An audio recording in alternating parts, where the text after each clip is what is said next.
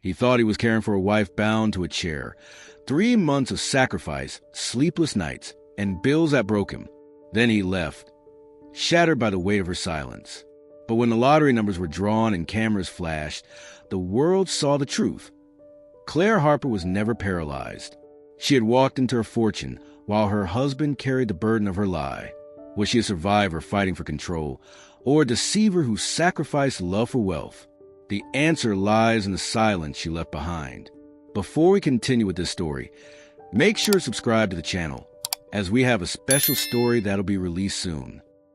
The evening had begun like any other, with the soft hum of the dishwasher in the background and the faint scent of roasted chicken lingering in the air. Claire Harper moved between the counter and the table, arranging silverware with the precision of habit. Her husband, Daniel, sat in the living room, glancing over a stack of bills that seemed to multiply every time he looked away. The house carried that quiet heaviness that had settled over it in recent years, a silence not born from peace, but from the weight of unspoken things. It happened quickly, without warning. One moment, Claire was reaching for a glass from the upper cabinet, and the next she was on the tile floor, her body crumpled in a way that made the sound of her fall echo through the house. The glass slipped from her hand, shattering beside her, but she didn't react to the shards. Her voice, strained and panicked, cut through the stillness. "Daniel, I can't feel my legs." Daniel dropped the papers, his chair scraping against the hardwood as he rushed into the kitchen. His wife's face was pale, eyes wide with shock. Her hands clawed the floor as though willing her body to respond. He knelt beside her, his voice trembling as he asked what happened, but she only repeated the same words. She couldn't move, she couldn't feel. He touched her ankles, her knees, pressing lightly, searching for any reaction. Nothing. Her stillness terrified him. The ambulance arrived minutes later, though time had warped into something unmeasurable for Daniel.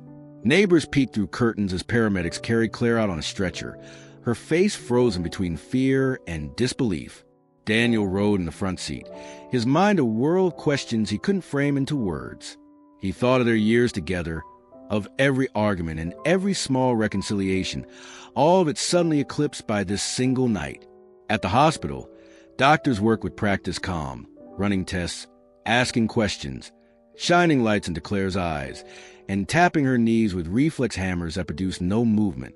Daniel sat at her bedside, his hand resting on hers, trying to mask the rising dread in his chest. She stared at the ceiling tiles as if searching for answers written in the speckled patterns above. Every so often, she would whisper, "Why can't I feel anything?" He would squeeze her hand tighter, as if his grip alone could anchor her back into herself. By midnight, there were no answers. The doctor spoke in uncertain terms. Temporary paralysis, neurological episodes, possible trauma. None of it gave Daniel clarity, only more fear. They discharged her with a wheelchair and a list of appointments that stretched into the coming weeks, a calendar already filled with waiting rooms and scans. When they returned home, the kitchen still bore the broken glass, glinting like scattered fragments of their old life. Daniel cleaned it in silence while Claire sat in the chair, staring at the spot where she had fallen. The house felt different now. The air was heavier, every room rearranged by the reality of her immobility. Daniel set up the downstairs guest room so she wouldn't have to climb stairs, moving her clothes, her books, her makeup, everything that defined her daily routine. He tried to speak gently, tried to mask the exhaustion already beginning to build behind his eyes, but she noticed it all the same. Her voice had softened into something fragile, every sentence carrying a weight of dependence. As days passed, visitors came with casseroles and condolences.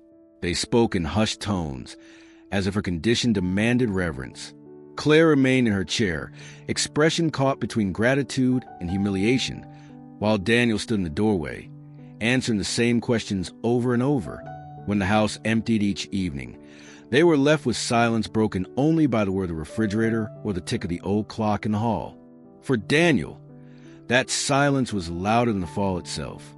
It filled the nights when he lay awake, staring at the ceiling, wondering how quickly life had shifted from ordinary routine to endless uncertainty. He had married a woman full of movement and energy, and now he was afraid of a future that seemed suddenly fixed in stillness.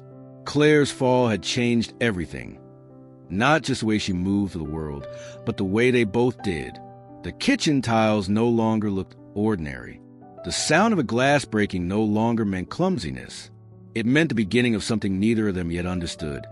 A shift so deep that nothing in their lives would ever return how it had been before. The news spread faster than Daniel could have imagined. By the end of the week, people who had not spoken to the Harpers in months appeared at their door with dishes, folded blankets, and expressions that were meant to be sympathetic, but often carried something else beneath. The first knock came from their neighbor, Mrs. Donnelly, who lived 3 houses down. She arrived clutching a casserole dish and leaning too heavily on words like tragic and unfortunate. Her voice pitched as though she were speaking about a funeral rather than a living woman upstairs in a wheelchair.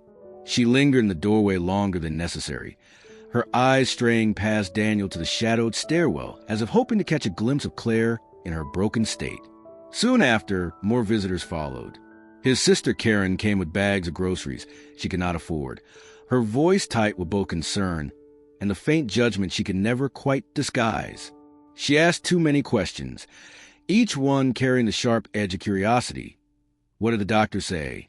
Could it be permanent? Had they tested everything? Daniel found himself repeating the same vague answers. Hearing his own voice sound hollow as he tried to defend the truth, he did not fully believe himself. He caught her glancing at the piles of laundry, the dishes stacked too high in the sink, and he knew she saw the cracks in his careful routine. Even the church group made an appearance. 3 women arriving in pastel coats with books pressed against their chests, as though faith alone could be a cure.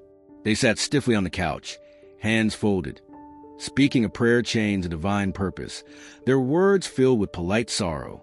When Claire was wheeled into the room, their gazes followed her every motion. They offered to help her sit more comfortably, to fetch her a blanket, to pray over her, but each gesture only made her shrink further into herself. She smiled thinly, thanked them, and let Daniel wheel her back out as soon as he could. The moment the door closed, her eyes hardened. "They came to see a spectacle," she said quietly, her voice stripped of warmth. Daniel carried on as best he could. He rose earlier each morning, packing lunches for work before checking on Claire, making sure she had water and breakfast within reach. He drove their children to school, returned in time for appointments, then worked late into the night to catch up on the hours lost. His hands grew rough from constant chores, his back sore from lifting and pushing, his eyes ringed with sleeplessness. Each day blurred into the next, his own needs dissolving into the background of her care. He tried to ignore the way people began to speak of him, lowering their voices, but never quite enough. At the grocery store, 2 women whispered by the produce section, glancing in his direction. At the post office, an old acquaintance patted his shoulder, saying, "You're a good man for staying by her side." The words were meant as comfort, but they landed like a weight. Claire noticed it too. The phone calls from relatives always began with concern for her, but ended with questions about Daniel, whether he was holding up, whether he might need more support, whether they considered what this meant for their future. She could hear the pity in their voices, not only for her, but for him. And sometimes in the stillness of the night, when he thought she was asleep, Daniel would sit at the edge of the bed and press his palms against his eyes, as though trying to hold back everything he could not say. The house became a stage for the unspoken judgments of others. Every knock at the door brought another reminder how fragile their lives had become. What had once been a marriage carried quietly between 2 people was now shared with neighbors, relatives, and near strangers, each of them offering food and condolences, but also feeding on the spectacle of misfortune. Daniel knew it, and so did Claire. And though no one dared say it aloud, each whisper of pity left its mark, carving deeper lines of distance between the couple, until the house itself seemed to echo with the sound of voices that were not really there. The rhythm of Daniel's life changed almost overnight. Where once his days had been divided between steady work and the quiet comfort home, they now stretched into a blur of endless tasks that seemed to devour every waking hour. The mornings began in darkness, long before the alarm clock would have otherwise stirred him. He rose quietly, so as not to wake Claire, and moved to the kitchen with the heavy steps of someone who had not rested properly in weeks. The coffee brewed while he packed lunches, folded stray laundry, and scribbled notes reminded himself of upcoming bills. By the time he checked on her, she was already awake, sitting propped against pillows in the guest room downstairs. The wheelchair sat close to the bed, though she rarely asked to be moved. Her face carried a fragile sort of brightness, one that Daniel could not tell was genuine or practiced. He arranged her breakfast on the tray table, careful to slice the fruit, butter the toast, and make everything as effortless for her as possible. She would thank him softly, always softly, as if gratitude might soften the reality of her helplessness. He nodded, kissed her on the forehead, and hurried off to dress for work. At school, where he taught history to restless teenagers, the same exhaustion followed him. Lessons he once delivered with enthusiasm now came out in monotone.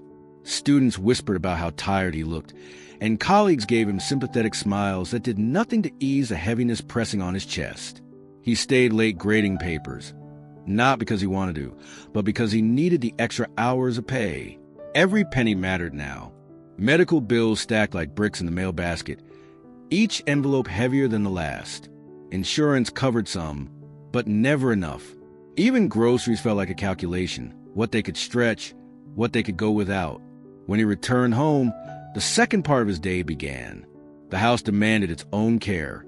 Vacuuming, dishes, laundry, the repairs that seemed endless in an old structure that had lost its rhythm of maintenance. He moved from room to room without pause, his body aching, his mind scattered. Some nights he cooked elaborate meals, so Claire would not sense the growing strain. Other nights he reheated leftovers, barely tasting the food before collapsing into the chair beside her bed. Through it all, Claire remained where she was, confined by her body, watching.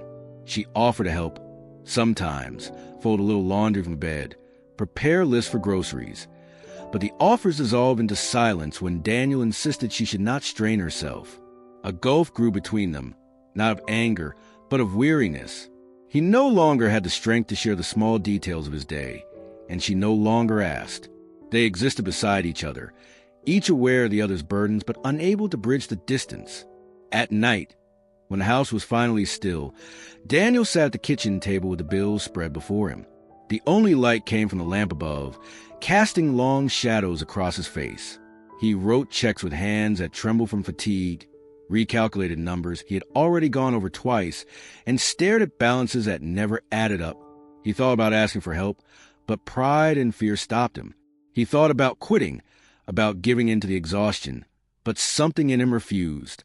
The sacrifices were silent, invisible to anyone outside their walls. The world saw him as a husband doing what was expected, but only Daniel knew the cost. His body sagged under the weight of chores, his mind strained beneath the numbers, and his heart carried a loneliness that deepened with every day of this new life. He did not complain, not once, but in the quiet hours before dawn, when sleep finally took him to chair, his face told the truth that words never could.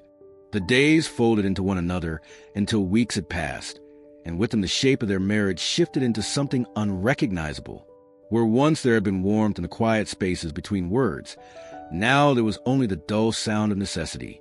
Their conversations shrank to the size of instructions and updates. When Claire needed her medicine, when Daniel would be home, when the doctor expected new tests. The tone was polite, restrained, but stripped of the small comforts that had once defined their bond. Daniel still tried in his way. He lingered at the doorway some evenings, watching her with a book she rarely turned the pages of, asking how she was feeling. Her replies grew thinner as time went on, a simple fine or the same, delivered with a glance that seemed to pass through him rather than to him. He no longer told her about his day, the classroom frustrations, the strange things students said, the moments that once had them laughing together at the absurdity of life. It felt cruel somehow to share lightness with someone whose days were bound to a bed and a chair. And so he carried it all inside, leaving only silence between them. Affection dulled under the weight of routine. The small gestures, a hand brushed across her shoulder as he passed, a kiss before leaving the house, became mechanical, done out of habit rather than instinct. She noticed, though she said nothing, his embrace was shorter. His eyes rarely met hers, and when they did, she could see the fatigue in them, a kind of heaviness that no sleep could cure. She wondered whether he resented her, though she dared not ask. And he, in his own silence, wondered whether she noticed how much of himself he had given up to keep their world intact. Trust eroded quietly, not in great betrayals, but in the slow accumulation of doubt. When Daniel came home late, carrying the smell of stale coffee and chalk dust, Claire sometimes asked whether he had gone somewhere else first. The question was casual, almost careless, but in it lay an edge that made him stiffen. He answered quickly, explaining about meetings, papers, errands, and she nodded without pressing further. Yet she stored the doubt away, a shadow in the back of her mind. Daniel, in turn, found himself wondering about the small shifts in her behavior. The way she sometimes reached for something when she thought he wasn't looking, or the faint creak of floorboard at night when he could have sworn she hadn't left her bed. He told himself it was imagination, exhaustion playing tricks, but the thought lingered nonetheless. Evenings that once held laughter and conversation now carried the sound of television filling the space where words used to live. Claire sat with the screen casting its glow across her face. Daniel at the table with his papers, both of them inhabiting the same room, but not the same life. Meals were eaten in silence, plates carried back to the sink without comment, as though the effort to speak had become too costly. Neighbors still stopped by, bringing their pity along with their food, and Daniel accepted it with a tired smile while Claire looked away. When the door closed, their silence resumed, thicker than before, an unspoken agreement not to mention what each of them felt. What had once been a marriage bound by shared dreams now felt like a partnership of obligation, carried forward because neither knew how to name what they were losing. In the quiet of the night, Daniel sometimes lay awake, listening to the sound of her breathing beside him, wondering when they had stopped reaching for each other in the dark. Claire, too, stayed awake, staring at the ceiling, wondering if the man beside her still saw her as his wife or only as his responsibility. Neither spoke these thoughts aloud, and in their silence, the distance widened.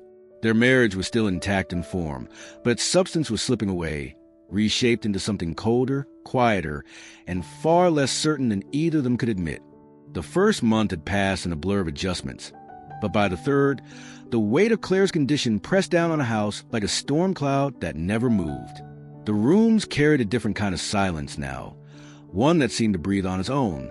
It was not the peaceful quiet of a home at rest, but the heavy hush of something hidden. The days slipped into one another with the same routines, each one indistinguishable from the last, yet under the repetition lay an unease neither of them could name aloud.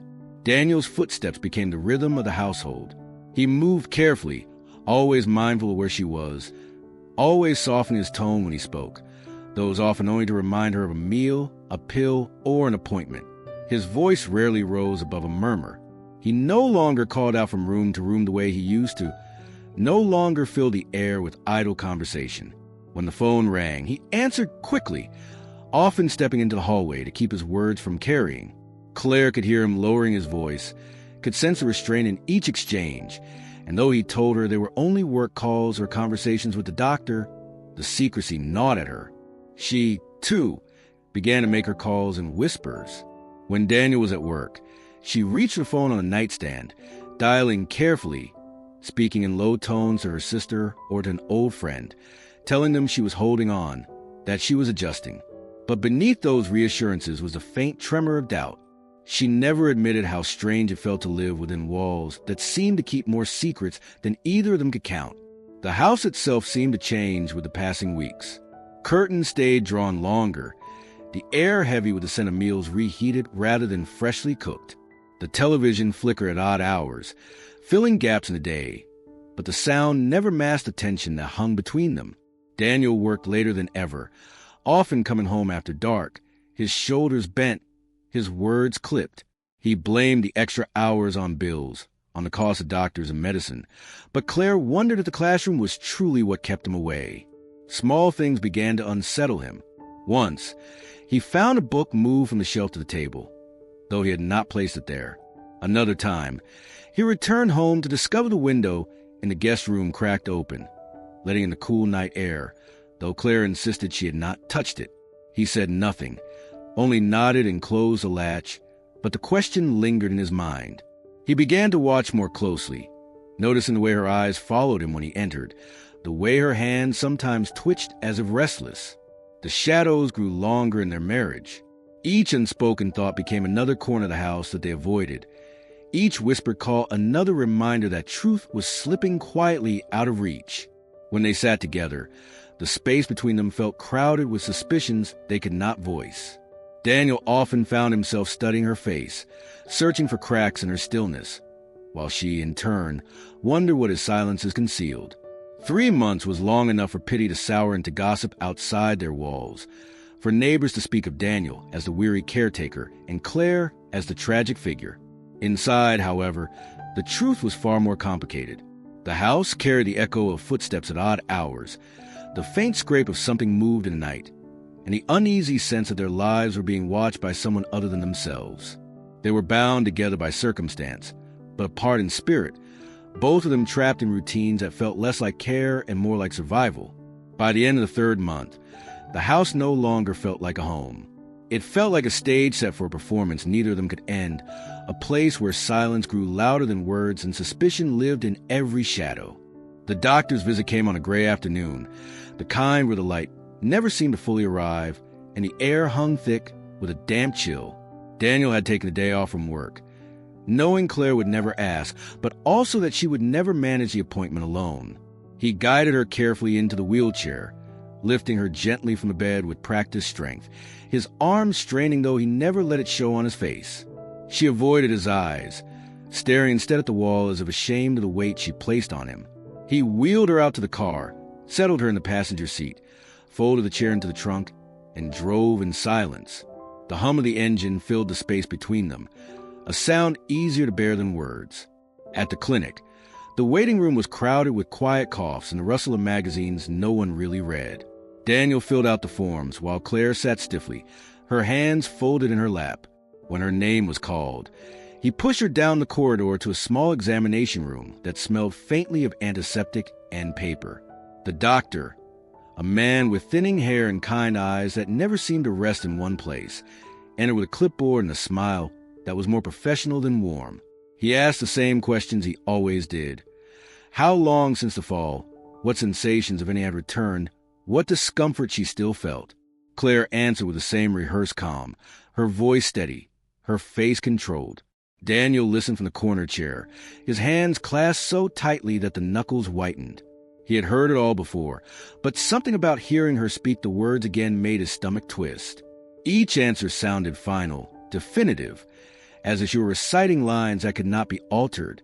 The doctor performed his routine checks, tapping her knees with the small reflex hammer, running a penlight along the soles of her feet, pressing fingers gently against her ankles. Claire's legs remained still, yet Daniel thought, though he could not be certain, that her eyelids flickered in response to the pressure, the smallest betraying movement that the doctor did not seem to notice. He told himself he had imagined it, the way exhaustion sometimes made him see things not really there, but the thought lodged itself in his mind like a splinter. The doctor spoke in careful language, explaining possibilities, suggesting more tests, and outlining therapy that might help but offered no guarantees. Sometimes recovery is slow, he said. Sometimes there is no recovery at all. His words fell into the room like stones, heavy and unmovable.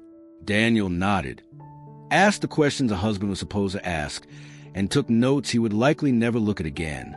Claire remained silent, her expression unreadable, as though she had already accepted the uncertainty as fact. When the doctor left, promising to follow up with referrals, the silence in the room deepened. Daniel stood by the window, staring out at the parking lot where rain had begun to fall in thin streaks across the pavement. Claire sat on the examination table, her legs dangling lifelessly, her hands gripping the edge as though to anchor herself. He wanted to ask her to say what pressed at his throat. Did you feel that? Did you truly not respond? But the words never came. Instead, he folded the paper instructions, tucked them into his jacket, and turned back with a smile that did not reach his eyes. The drive home was longer than before, or at least it felt that way. Claire leaned against the window, her reflection pale in the glass, while Daniel's hands tightened on the steering wheel. He replayed the examination over and over in his mind, each detail sharper than the last. The flicker in her eyes, the subtle shift of her breath, the way she had answered before the doctor had finished asking. He wondered if she sensed his suspicion, if she could feel the questions radiating from him like heat, but he said nothing. He only drove, mile after mile, until the house reappeared in the distance. Back inside, Daniel carried her gently to the bed, adjusted the pillows, and set the folded instructions on the nightstand. He hovered for a moment, as though waiting for her to meet his gaze, but she did not look up. Instead, she closed her eyes, her face softening into an expression that could have been pain or weariness or something else he could not name. He left the room quietly, the door clicking shut behind him, and sat at the kitchen table with his head in his hands. The doctor's visit had answered nothing, but it had left with a question larger than any diagnosis. How much of what he'd seen was real, and how much was something he could no longer afford to ignore? The house had taken on an atmosphere that unsettled Daniel more with each passing day. It wasn't just the silence or the monotony of the routine, but the way he began to notice small things that didn't add up. At first, he dismissed them as signs of his own exhaustion. Long hours at work, late nights at the kitchen table, the weight of worry playing tricks on his perception. But as the days accumulated, the details sharpened, and he could no longer brush them aside. It began with the mirror in the bedroom. The guest room where Claire spent most of her time had an old standing mirror in the corner, its glass slightly warped from age. Daniel had left it there when he moved her into the room, never thinking it mattered. But one evening, as he came in to bring her dinner, he noticed the angle had changed. The mirror had been positioned facing the wardrobe, yet now it pointed slightly toward the bed. He paused, the tray in his hands, and asked if she wanted it moved. Claire shook her head too quickly, and said she hadn't touched it. He set the tray down without another word, though the thought lingered in his mind. The next morning, the mirror was angled differently again. This time it faced the door, catching the light from the hallway. Daniel stared at it longer than he meant to, feeling something coil tight in his chest. He asked no questions. He adjusted it back himself, but later, when he returned, it was angled toward the window. Claire looked at him steadily when he brought it up, her expression calm, even tired. "Maybe you're just remembering wrong," she said, her voice quiet. He wanted to believe her, but the unease in his stomach told him otherwise.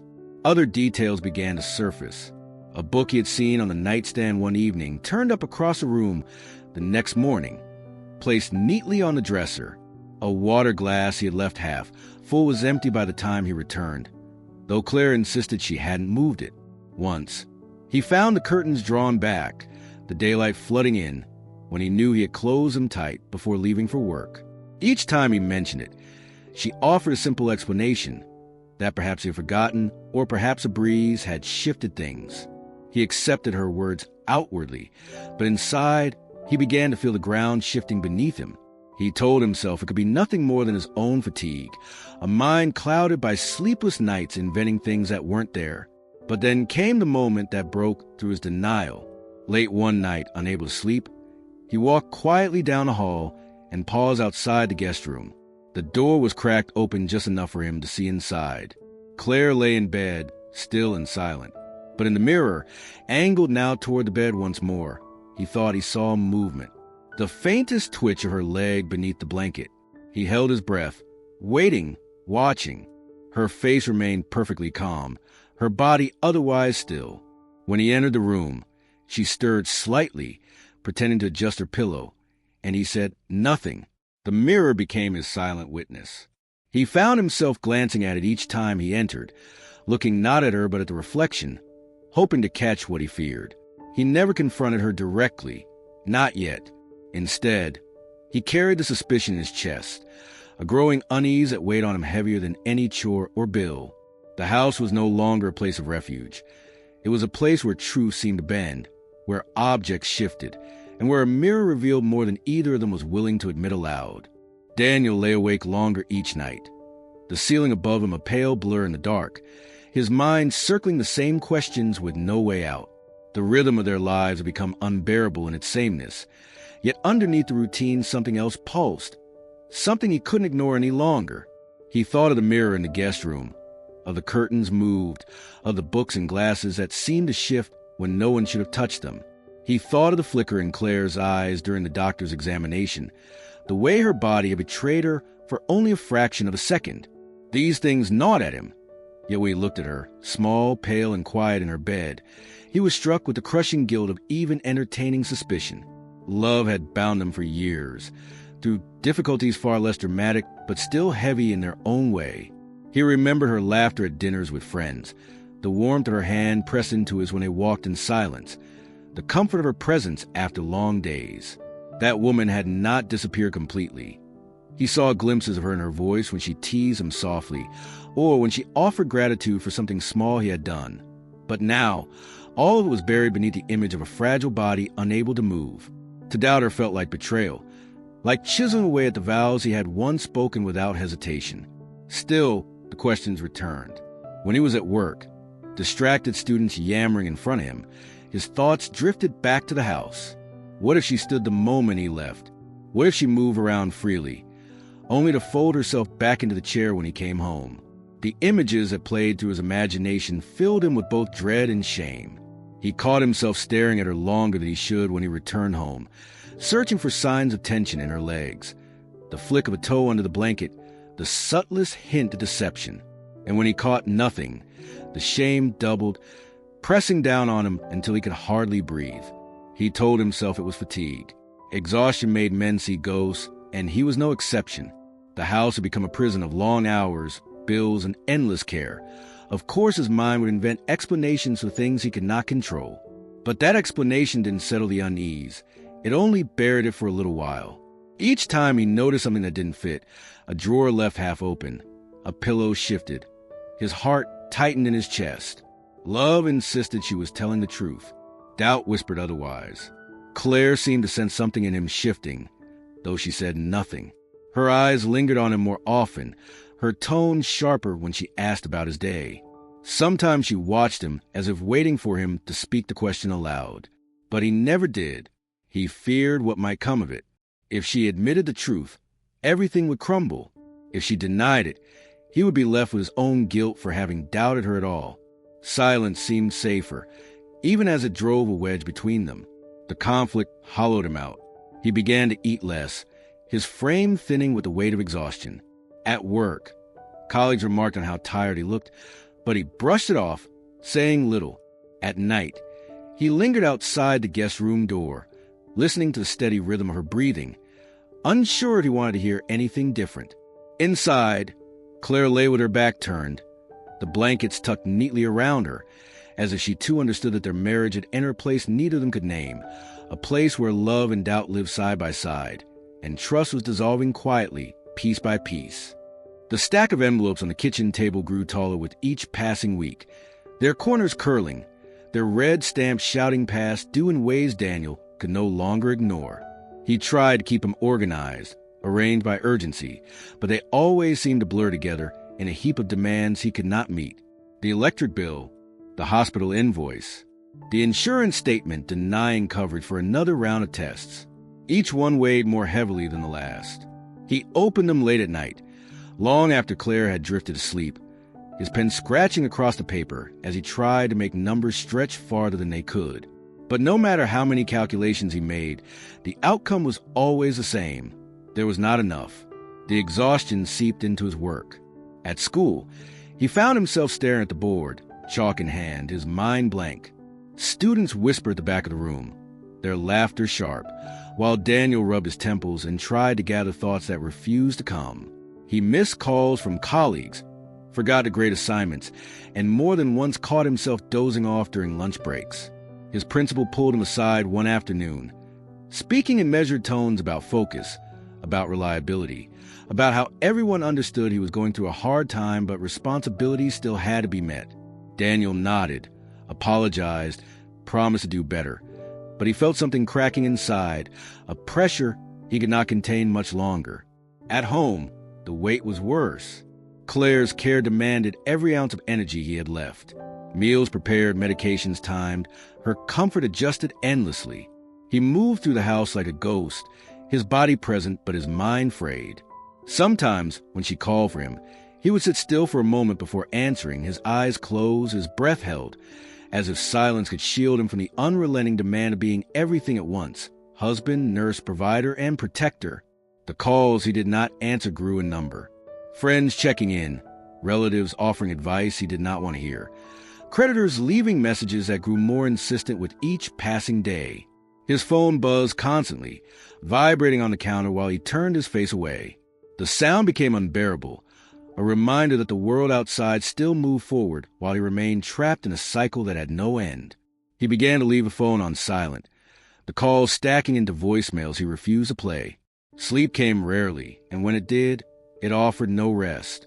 He would wake in the chair at the kitchen table, his head bent over a pile of unpaid bills, or on the couch with the television flickering against his face. The bed upstairs, once shared with Claire, remained untouched, a reminder of a life that felt impossibly distant now. Even when he closed his eyes, numbers haunted him, bills and balances floating across the darkness until he startled awake with the taste of panic in his mouth. The breaking point did not arrive in a single moment, but in the accumulation of all the small ones. The missed call from the bank, the letter from a utility company threatening disconnection. The day he forgot to bring Claire her lunch until she called out twice, her voice edged with irritation. He stood in the kitchen then, staring at the counter, his hands gripping the edge so tightly his knuckles whitened. For a moment, he could not move.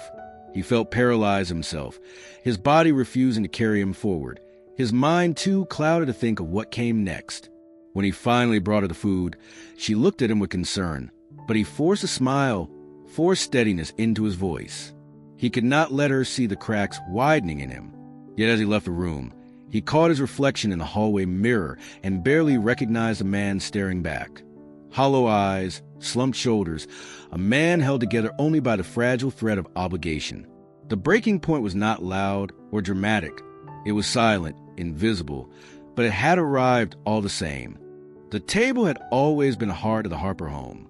Even on nights when money was tight or when the stress of work weighed on them both, Claire and Daniel had once managed to gather at the Warren Oak surface, passing dishes between them, filling the air with conversation that carried the rhythm of a shared life. But now the table stood as a reminder of what had been lost. It was set for two, as it always had been.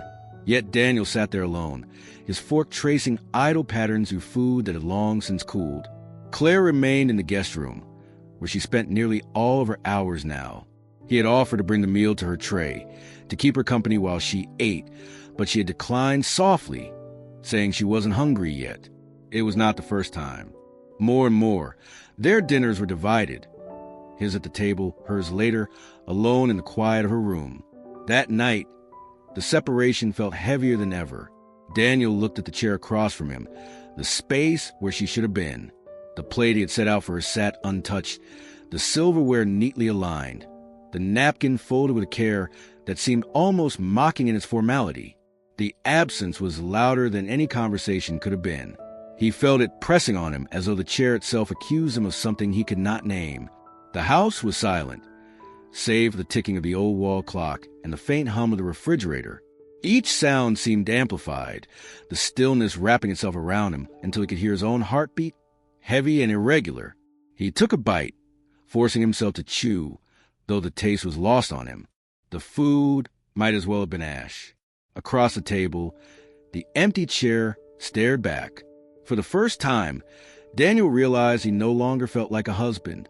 He felt like a caretaker, a tenant, a shadow that moved through the house to keep it functioning while the woman he loved retreated deeper into her confinement. The closeness that had once defined their marriage had been replaced by distance, measured not in steps, but in silence.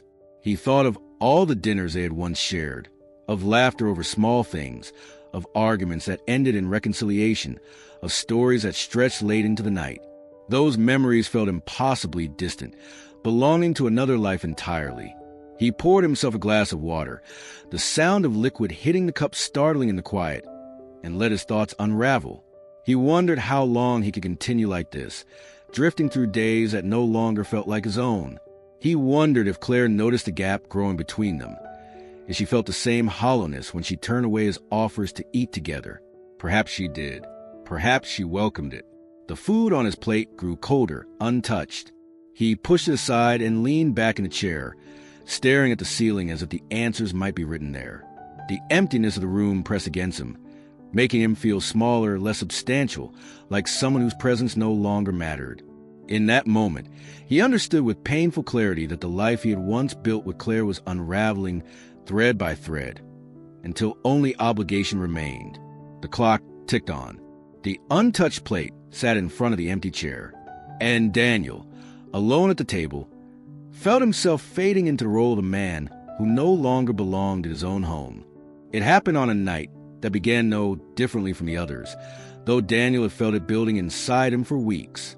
The quiet strain of caring, the endless tide of bills, the emptiness that had crept into every corner of the house. Together they had hollowed him out until there was nothing left to give. He stood in the kitchen, his hands gripping the edge of the counter, his reflection blurred in the dark window above the sink. The weight of the decision pressed against his chest, stealing his breath, yet he knew there was no longer a choice. Staying had become unbearable. Claire was in the guest room, propped against pillows, a book resting on her lap, though her eyes were not moving across the page. She looked up as he entered, her expression calm, expectant. For a moment he almost faltered, almost let the words dissolve in his throat. But then he saw the untouched dinner tray on the side table, the glass of water half full, the evidence of routine that had stripped their life of meaning. He drew in a breath, heavy and uneven. "I can't do this anymore," he said, his voice low but steady. The words hung in the air, foreign even to his own ears. Claire blinked, her lips parting slightly, though no reply came. She looked at him as if waiting for him to continue, as though surely he couldn't mean what she thought. Daniel pressed on. "I've tried. God knows I've tried. But every day feels like I'm sinking further, and I don't recognize myself anymore. I can't keep living this way." The silence between them stretched, filled only by the ticking of the clock in the hall. Claire's face remained composed, though her fingers tightened around the edge of the blanket. Finally, she asked, "So what are you saying?" He forced himself to meet her gaze. "I'm leaving." The words, once spoken, seemed to fracture the air. Claire's expression did not change immediately, but her eyes darkened, the calm slipping into something harder, unreadable. "You're leaving me," she said softly, almost to herself. "I don't want to," Daniel answered quickly, the desperation rising in his voice. "But I can't keep carrying this. It's destroying me, Claire. I'm failing at work. The bills are piling up, and I feel like I'm already gone from this house even when I'm here. I can't breathe anymore." His voice broke on the last word, and he looked away, ashamed of the weakness in it. Claire shifted slightly in the bed, her hands folded neatly in her lap. She did not cry. She did not plead. Instead, she regarded him with a silence so complete it unsettled him more than any outburst could have. He waited for her to shout, to accuse, to demand he stay, but no words came. Only that gaze, steady and cool, as though she had been expecting this all along. "I'll make sure you have everything you need before I go," he said after a long pause. "I'll arrange help. You won't be alone." He spoke the promises quickly, as though stacking them like bricks to shield himself from the guilt. "But I can't keep being here like this. It's not fair to either of us." Claire finally turned her eyes away, looking toward the window where the night pressed in. She gave the smallest nod, a gesture that was neither agreement nor refusal, just an acknowledgement that his words had landed. Daniel lingered in the doorway, waiting for something more, but nothing came. That night, he began to pack quietly, gathering his clothes into a single suitcase, folding shirts with mechanical precision. Each item placed inside felt like a nail driven into the coffin of the life they had shared. In the silence of the house, every sound was magnified. The zip of the suitcase, the creak of the floorboards beneath his feet, the distant hum of the refrigerator. When he paused, he thought he could hear her breathing in the next room, steady and deliberate, as though she was holding back every emotion that might break through. By the time he closed the suitcase, Daniel felt both emptied and burdened, lighter for having spoken the truth, yet crushed by what it meant. He had made the decision no one expected, not even himself until the words had left his mouth. And though the house remained unchanged, the air within it had shifted forever. Daniel expected something, anything, from her when he returned to the guest room after making his decision known. A cry of anger, a plea, a desperate reach of her hand as if to tether him back to the place he was abandoning. Instead, he was met with silence. Claire sat propped up against the pillows, her back straight, her hands folded loosely in her lap. Her eyes followed him as he crossed the room, as he moved toward the closet to pull out his shirts, as he bent to gather shoes from the floor. She did not speak. She did not ask him to stop. She only watched. It was a stare that unnerved him most. There was no softness in it, no visible grief or fear, only a calm stillness that pressed harder on his chest than any words might have. He felt it on his back when he turned away, felt it in the palms of his hands as he folded clothing into the suitcase. It was as if she were memorizing every detail of his leaving, storing it silently for reasons he could not grasp. He tried at first to fill the silence himself. He muttered explanations under his breath, justifications he had already spoken, but now repeated in fragments. "I'll make arrangements. I'll come by. This isn't forever." Each phrase sounded weak as soon as it left his mouth, collapsing into the heavy air between them. Claire's eyes never shifted. Her gaze held him in place more firmly than any protest could. The house seemed to join in her silence. No television droned in the background. No hum of conversation spilled from the phone. The only sounds were the rustle of fabric, the zip of his suitcase, the creak of the floorboards. Every noise he made seemed intrusive, like an offense against the quiet she commanded. It was as if she had chosen silence deliberately, wielding it as something sharper than words. When he finally stopped moving, his suitcase half full on the bed, he turned toward her. "Claire," he said softly, the name almost breaking in his throat. She did not answer.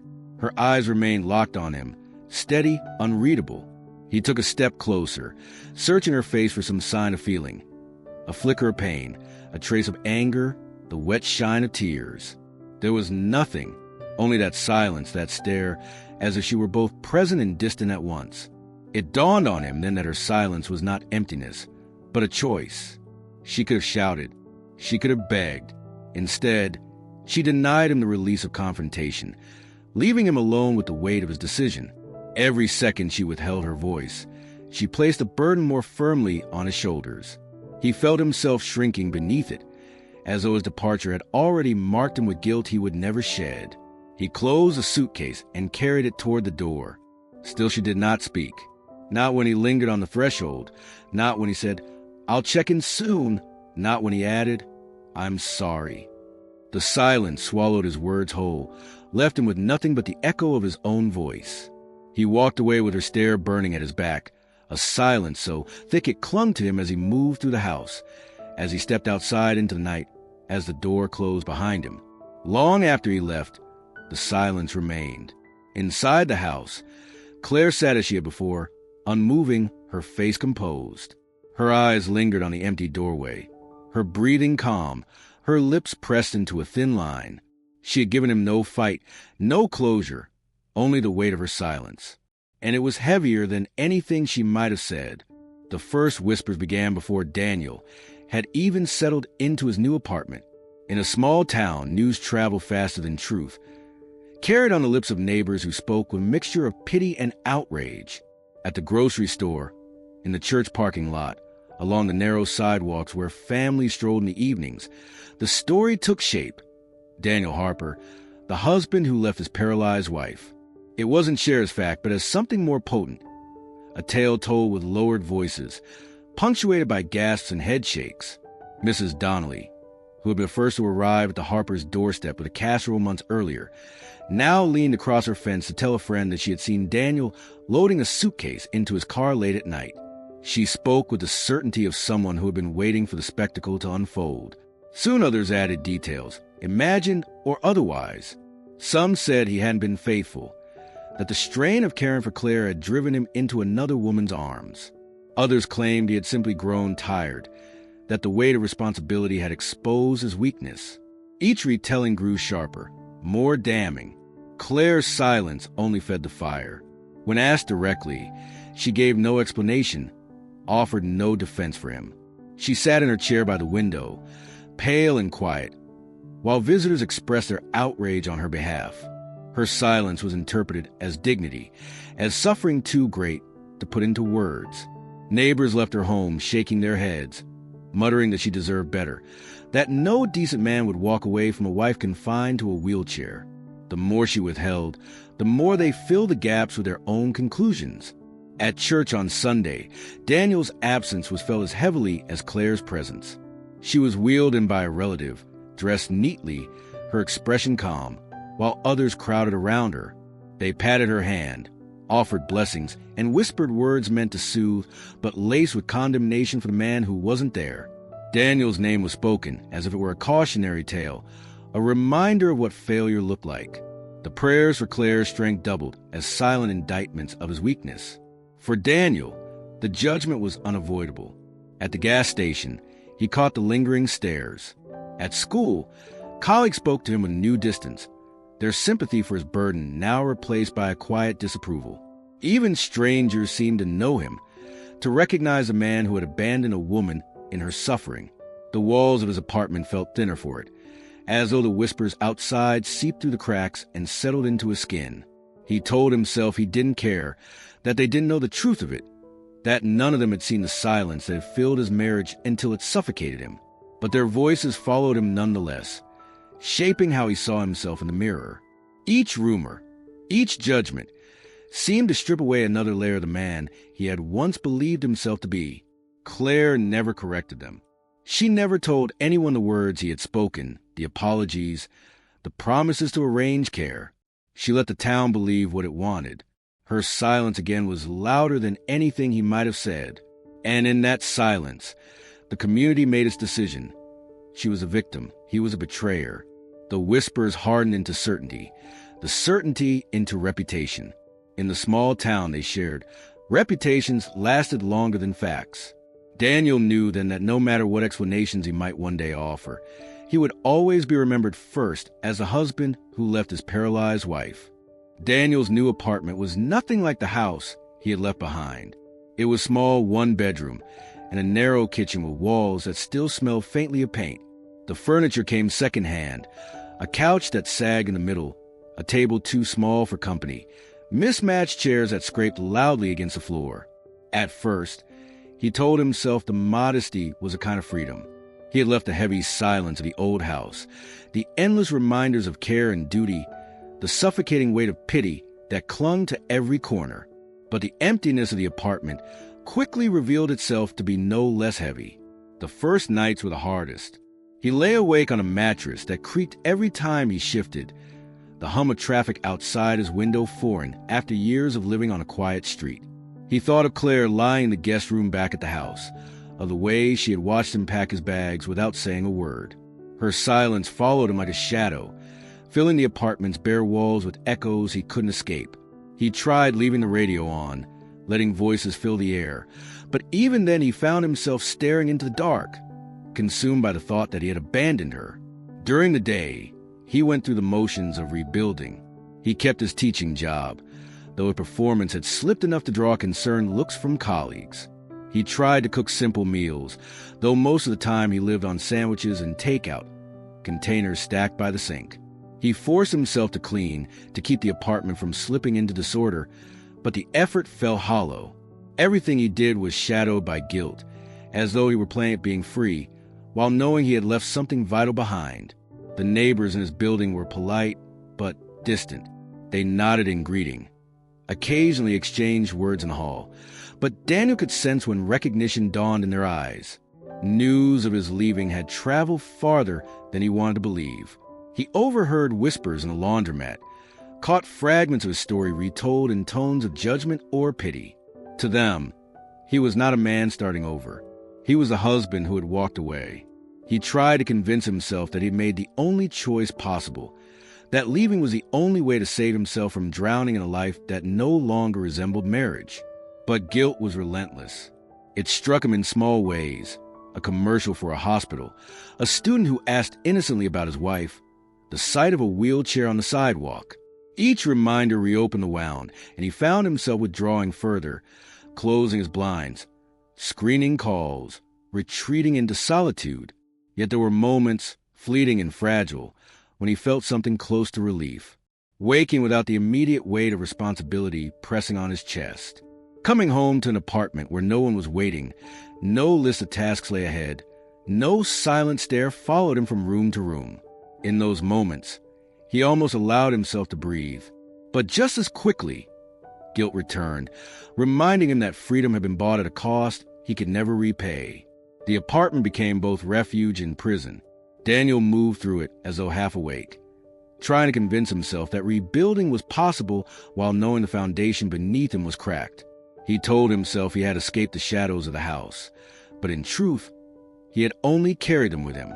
And in the stillness of each night, when the traffic outside faded and the apartment settled into silence, he felt the same weight pressing down on him as before, the knowledge that no matter how far he moved, he could not leave behind the woman who still haunted him in her chair. The house was hers again the moment the door closed behind Daniel. The silence he had carried with him for months lingered briefly, then lifted like a curtain drawn back to reveal a stage. For the first time in weeks, Claire let her body move. She waited until his car engine faded into the distance, then shifted her legs slowly over the edge of the bed. The floor was cool against her bare feet. She flexed her toes, rolled her ankles, stood upright, and for a long moment simply savored the way her body carried fully by her own strength. At first her movements were careful, almost tentative, as if some invisible I might still be watching. She crossed the room in measured steps, paused at the mirror that had so often betrayed her, and studied her reflection. No trace of paralysis, no hint of weakness. Only her, standing tall, steady, in the quiet of the room. A smile flickered across her lips, but it was not one of joy. It was sharper, restrained, tinged with calculation. Her routine developed quickly. Each morning, once she was certain Daniel was gone for good, she rose from the bed and moved through the house with deliberate control. She paced the long hallway, up and down, until the boards beneath her feet grew familiar in their creaks. She carried objects from one side of the room to the other, books, glasses, folded linens, placing them back in perfect order before returning to her chair. She rehearsed the stillness, arranging herself as if she had never moved, in case someone came by unexpectedly. Every step was a rehearsal, every motion a test of her control. The afternoon she spent at the desk in the study, the place Daniel had avoided since her fall. She unlocked drawers he had never noticed, pulling out slips of paper, old receipts, and most importantly, the neat stack of lottery tickets she had kept hidden. Each ticket was logged carefully, dated, recorded. She marked the numbers with a precision that bordered on obsession.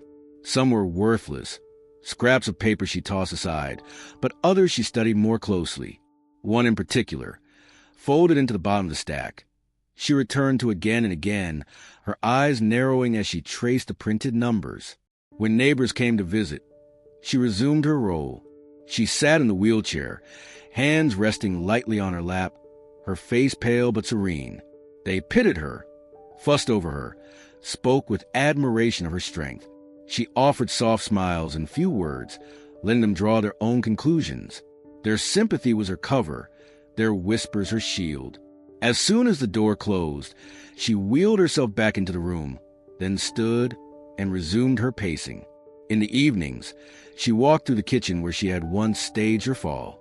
She retraced the steps she had taken that night, replaying the moment in her mind. The crash of the glass, the cry for help, the way Daniel had rushed in with terror etched across his face. She remembered it all, but now the scene felt distant, almost theatrical, like a performance she had given so convincingly that even she had begun to believe it for a while. The solitude became her strength. Without Daniel's presence to weigh on her, without his constant watching eyes, she could breathe freely. The house no longer felt like a cage, but like a sanctuary where she could plan, calculate, and wait. Her silence had won her sympathy. Her stillness had trapped Daniel in guilt. And now her secret mobility was a key to something greater. Each step she took across the empty rooms was both a victory and a reminder. She was not powerless, not broken. She was in control. And as the nights grew longer, Claire's pacing slowed into something steadier, her gaze often drifting to the folded ticket she kept close at hand. Daniel's absence had left her alone, but not helpless. Alone, she had space to prepare. Alone, she had time to decide exactly when and how the truth would come to light. The drawer in the study was unremarkable to anyone else. A shallow compartment in an old desk with a brass handle worn smooth from years of use. To Claire, It was the center of her world. Inside, beneath a stack of unpaid bills and old receipts, lay the tickets, dozens of them, each folded neatly, arranged in careful rows. The slips of paper looked ordinary. Their colors faded from handling, but to her they represented something far greater than chance. They were the record of her secret, the reason she endured stillness, the prize that made her silence worthwhile. Every evening, when the house was completely hers, she pulled the drawer open and spread the tickets across the polished wood.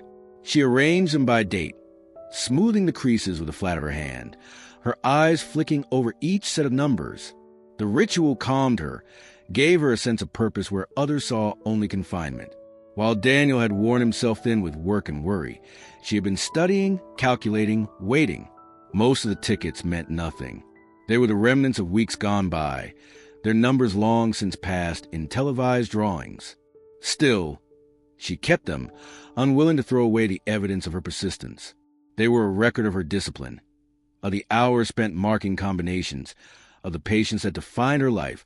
While everyone else thought she sat idly by, she flipped through them slowly, memorizing each line, her lips moving soundlessly as she recited the numbers.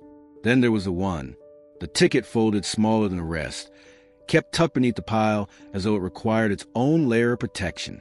She handled it differently, lifting it carefully, smoothing its edges with reverence. This ticket held the number she believed in, the one she had tracked for weeks, convinced they were destined to rise. She had studied the patterns, noted the frequencies, even convinced herself that fate itself had pointed her toward the set. It wasn't luck she relied on. It was calculation, patience, and a kind of cold faith in the inevitability of numbers. Sometimes she held it up to the lamplight, studying the ink as if searching for signs of destiny hidden between the digits. Other times, she folded it back into its place and sat staring at the drawer, her thoughts circling the future it promised. It was not just money she saw in it, though the fortune it offered was unimaginable. It was freedom. It was control. It was proof that she had not wasted 3 months in silence for nothing. She thought of Daniel often while handling the tickets. His exhaustion, his unraveling, his eventual leaving. It had all been necessary. His pity had shielded her secret. His absence now gave her space to plan. She wondered if he had any idea how far her deception stretched, if he had ever guessed that while he crumbled under bills and burden, she was building towards something he would never touch. At night, when she returned the tickets to their place and closed the drawer, she felt the strange calm of someone who knew more than anyone else around her. To the neighbors, she was the abandoned wife, paralyzed and pitted. To Daniel, she was the reason for his downfall. But to herself, she was the keeper of something greater, something that would one day make every sacrifice worth it. The tickets were her secret ledger, her proof of foresight, and one of them, folded carefully among the rest, was not just paper. It was the key to everything, the beginning of a life she had chosen long before Daniel ever realized he was already written out of it. The house was utterly still the night she chose to rise. The old walls, accustomed to Daniel's heavy footsteps and the endless shuffle routine, seemed to hold their breath. Claire lay in bed for hours, her body rigid, listening to the faint ticking of the hall clock. There was no one left to disturb her, no husband hovering at the door, no eyes watching for the slightest twitch. For 3 months she had played her role without faltering, her body arranged carefully each day, her hands folded in her lap, her face a mask of resignation. But that night, with only shadows as witness, she allowed herself to break the illusion. Slowly, she slid the blanket away from her body, her fingers lingering on the fabric as if this simple act carried the weight of betrayal. Her legs, long confined to stillness, stretched beneath her. She flexed her toes first, savoring the small movement, before placing her feet against the floor. The chill of the wooden boards shot through her like an awakening, reminding her that she was not broken, not helpless, but whole. She pushed her palms against the mattress, rose carefully and stood. For a moment she remained still, balancing herself, listening to the creak of the floor as if it too doubted her strength. Her first steps were cautious, deliberate, the muscles in her legs tightening with the effort of movement long denied. She crossed the length of the room, her hand brushing the edge of the dresser for balance. Each step felt monumental, a declaration against the months of feigned paralysis. She passed the mirror in the corner, the same mirror that had betrayed her with the faintest twitch when Daniel was near. Now it reflected her fully upright, her figure dark and solid against the glow of the lamp she had left burning. She paused to study herself, shoulders straight, gaze steady, no hint of weakness. For the first time in months, she allowed herself to smile. The silence of the house seemed almost to expand as she moved. She opened the door, the hinges groaning faintly, and stepped into the hallway. Her feet carried her toward the kitchen, the place where her deception had begun. She paused at the threshold, her eyes tracing the spot on the tile where she had once collapsed, her cry for help echoing faintly in memory. That night replayed in her mind, Daniel rushing to her side, his face stricken with fear, his hands trembling as he pressed at her unresponsive legs. She could almost feel the weight of that moment pressing against her chest. But now, standing tall in the same place, she felt the power of her own design. She paced the kitchen slowly, her steps steadying with each turn. The refrigerator hummed, the clock ticked, but the house otherwise remained silent, as though complicit in her secret. She pulled a glass from the cupboard, filled it with water, and drank deeply, the cold liquid grounding her. There was no urgency, no need to return quickly to her chair. The night was hers, and no one would disturb it. When she returned to the guest room, she moved with the quiet grace of someone reclaiming ownership of their body. She straightened the sheets, positioned the wheelchair exactly where it had been, and lowered herself back onto the mattress. Her breathing slowed as she lay down again, arranging herself into familiar pose of stillness. To anyone who might look in the morning, nothing had changed. She was still the paralyzed wife, still the tragic figure abandoned by her husband. But she knew otherwise. She had walked the length of the house, felt her muscles respond, proved her strength. The deception held, but within her a fire grew steadier. She was not confined, not broken. She was waiting. And the night she stood for the first time in months marked the beginning of something Daniel, and no one else, was ever meant to see. The morning of the banker's visit arrived with a kind of charged quiet that Claire had been anticipating for weeks. She had rehearsed it endlessly in her mind. What she would say, how she would present herself, the exact moment when the mask she had worn for months would slip just enough to reveal the truth, but only to the one man she had chosen. For the world outside, she would remain the abandoned, broken wife. But here, within the privacy of her own walls, she intended to step into a role entirely different. She had selected the banker carefully. Mr. Alden was discreet, a man whose reputation in town rested on confidentiality as much as it did on financial acumen. He had managed estates, quiet fortunes, the kind of accounts people did not want to discuss in open company. His loyalty was to discretion, and that was exactly what she required when she had written to him. Her note had been simple, phrased as a request for advice regarding an unexpected matter of assets. She had not signed it with flourish, only her name, knowing it would be enough to bring him to her door. When he arrived, Claire greeted him not from the wheelchair, but from the doorway of the study. She stood there calmly, her hands resting lightly at her sides, her figure framed against the shelves of books and a heavy curtain she had drawn to filter the light. Alden paused when he saw her, his brow lifting, but he asked no questions. She could see the recognition in his eyes, the understanding that some secrets were not as to pry open. He stepped inside with a quiet nod, setting his leather case on the desk as though nothing about her standing presence was unusual. Claire closed the door behind them. "Thank you for coming," she said, her voice steady, carrying no trace of apology. She moved across the room and gestured for him to sit, her steps deliberate, controlled, as if she had been practicing for this unveiling. For the first time in months, she felt no need to feign weakness. This man was not Daniel, nor a neighbor with prying eyes, nor a relative hungry for details.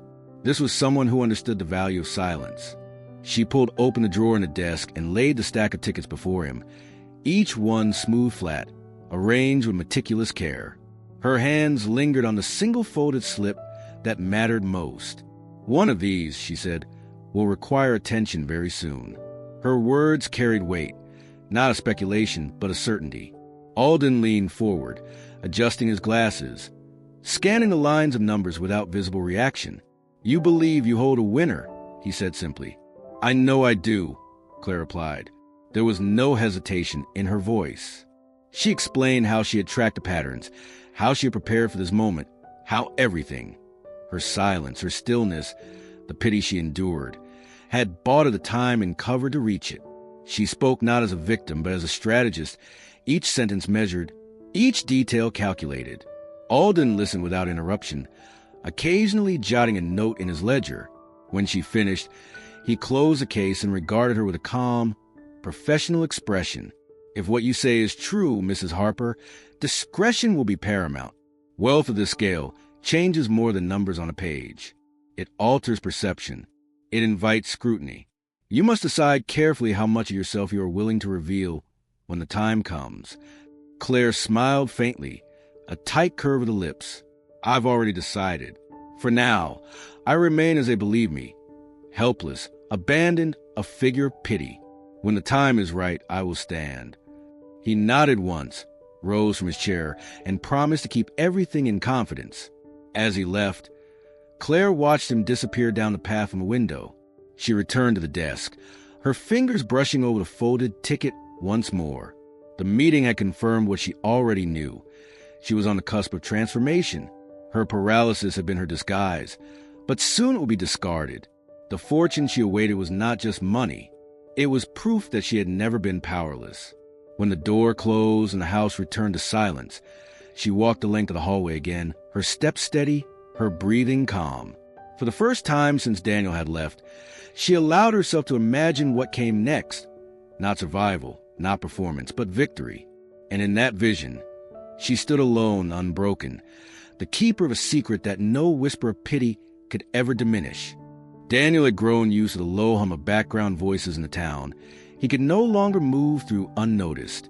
Since leaving Claire, every errand carried the risk of whispers behind him, sympathetic glances cast just long enough to sting. He bore it quietly, head down, his movements clipped and efficient. That afternoon, he stopped at a cafe on Main Street, hoping only for a few minutes of anonymity over a cup of coffee. The bell above the door jingled as he stepped inside, and he slid into a booth near the window, his shoulders hunched as though the glass itself might shield him. Two men sat at the table behind him, their voices carrying easily in the small space. At first, their words were nothing more than idle talk, work, weather, the rising cost of groceries. Daniel focused on the steam rising from his cup, willing himself not to listen. But then, like the crack of a whip, he heard his wife's name. "Did you see her yesterday?" One of them said, a note of disbelief woven into the words. "Couldn't believe it myself," the other replied. "I swear it was Claire Harper, walking clear as day across the street. Thought she was..." He lowered his voice, but not enough. "Well, thought she couldn't." Daniel froze, his hand tightening around the mug until the heat pressed into his palm. He leaned slightly, straining to hear without revealing himself. "She looked fine to me," the first man continued. "Didn't have so much as a cane. Just crossed the street like nothing was wrong. A friend of mine said she even went into the bank." The second man gave a low whistle. "Then what's all this about her being paralyzed? Everyone's been treating her like a saint. Poor woman abandoned by her husband. Maybe she's been playing people all along." The words hit Daniel harder than he expected. For weeks he had lived with a nagging suspicion that something was not as it seemed. The shifting objects in the house, the flicker of movement in her eyes, the mirror angled differently each time he entered. Signs he had forced himself to doubt, burying them beneath guilt. Now, here were strangers saying aloud what he had never dared to speak. He sat frozen in his booth, staring at the dark surface of his coffee as though it might steady him. His chest tightened, a storm of shame and anger churning beneath his skin. Could it be true? Had she walked freely through town while he unraveled in solitude, while his reputation collapsed under the weight of pity?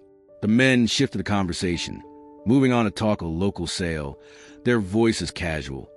Unconcerned with the devastation their words left in Daniel's chest. He stayed seated long after they left, unable to move. His thoughts circled back to the night of her fall, to the way she had cried out, to the way she had lain limp on the floor. He had believed her without question, carried her burden until it crushed him. And if these men had seen correctly, if she had indeed walked, then everything he had sacrificed had been built on a lie. When he finally rose to leave, the air outside felt colder than when it entered. He walked quickly, his steps uneven, his breath shallow. The street around him seemed sharper, the faces of strangers blurred but watching.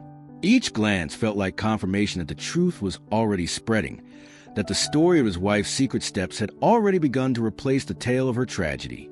By the time he reached his apartment, Daniel could not decide which weighed heavier: the possibility that she had deceived him from the beginning, or the fact that deep down he had always known something was wrong. The phone sat on the small table beside Daniel's bed, a cheap plastic device that seemed louder in its silence than any ring ever had. He stared at it for a long time, the glow of the streetlight outside casting a dull rectangle of light across the room. The words he had overheard at the cafe circled relentlessly in his mind, replaying until they no longer sounded like casual gossip, but like truth. Claire walking across the street. Claire entering the bank. Claire moving as though nothing had ever been wrong. The image clashed violently with the memory of her stillness, the frail figure in the wheelchair, the quiet sighs of helplessness. One picture of her replaced the other until he could not tell which version was real. He reached for the phone more than once, his fingers curling around it before pulling away. What would he say if she answered? Confront her? Demand an explanation? Or would his voice falter the way it had so often in the past? Collapsing under weight of guilt and love? He sat forward, elbows on his knees, rubbing his temples as though he might push the confusion out through his skin. The room felt suffocating, his apartment closing in tighter with each minute. Finally, as though surrendering to a force larger than himself, he picked up the phone and dialed her number. The digits were muscle memory, each one pressed with sharp click. He held the receiver to his ear, his breath shallow, his pulse hammering against his throat. The line began to ring, each tone a blow against the silence that had dominated their lives. One ring. He closed his eyes, picturing her in the house, the phone resting on the table beside her chair. Two rings. He imagined her hand moving, lifting it carefully, her voice soft and practiced with the weight of frailty. Three rings. His chest tightened. What if she answered standing? What if she picked up the phone without the sound of the chair creaking, without the pause of struggle he had always believed was real? 4 rings. He could almost hear her voice forming, the quiet hello that had once carried affection, later weariness, and now something he could no longer predict. Just before the line connected, he pulled the phone away. His thumb hovered over the receiver, and then with a sudden, sharp motion, he pressed it down, cutting the connection. The abrupt silence filled his ears, louder than any conversation might have been. He sat frozen, the phone heavy in his hand, his breath coming in shallow bursts. He had wanted answers, yet the thought of hearing her voice, of having to face the possibility of deception or denial, had been too much to bear. He set the phone back on the table, his hand trembling slightly. The apartment around him seemed emptier than before, the walls holding the echo of the call that had never been completed. He leaned back against the bed, staring at the ceiling, his mind torn between two unbearable truths. Either he had abandoned a wife who truly suffered, or he had been destroyed by a lie he had chosen to believe. Both possibilities hollowed him out, leaving him with nothing but the weight of uncertainty. For the rest of the night, he did not sleep. He lay still, listening to the faint sounds of the city outside, his eyes fixed on the phone as though it might ring of its own accord. It never did, and in that unanswered silence, Daniel realized he was trapped not by her voice or by the truth she might have given him, but by his own fear of knowing which version of her was real. The night of the draw arrived without ceremony, yet for Claire it carried the weight of destiny. She sat alone in the study, the curtains pulled tight against the street, the glow of the small television flickering against the walls. The air was still, charged, every tick of the clock dragging her closer to the moment she had rehearsed in her mind 100 times. On the desk before her lay the ticket, folded carefully, its edges worn soft from her constant handling. She smoothed it flat with her palms, her eyes scanning the printed numbers once more, though she had long since memorized them. The announcer's voice filled the room, cheerful and unremarkable, yet each word struck Claire with the force of inevitability. He spoke of the record-breaking jackpot, of lives soon to be changed, of the millions watching from their living rooms. To anyone else, it was spectacle. To her, it was confirmation. She leaned closer, her breath shallow, her eyes fixed on the tumbling spheres inside the machine on the screen. The first number appeared. She whispered aloud, her voice barely audible, her heart tightening. It matched. She pressed a hand to her chest, steadying herself as the second ball rolled into place. That one matched too. By the third, her eyes burned with unshed tears, though they were not tears of disbelief. They were the release of tension, the culmination of months of waiting, of silence, of deception. She had been right. Every calculation, every moment of stillness, every choice to remain paralyzed in the eyes of others, it had all led to this.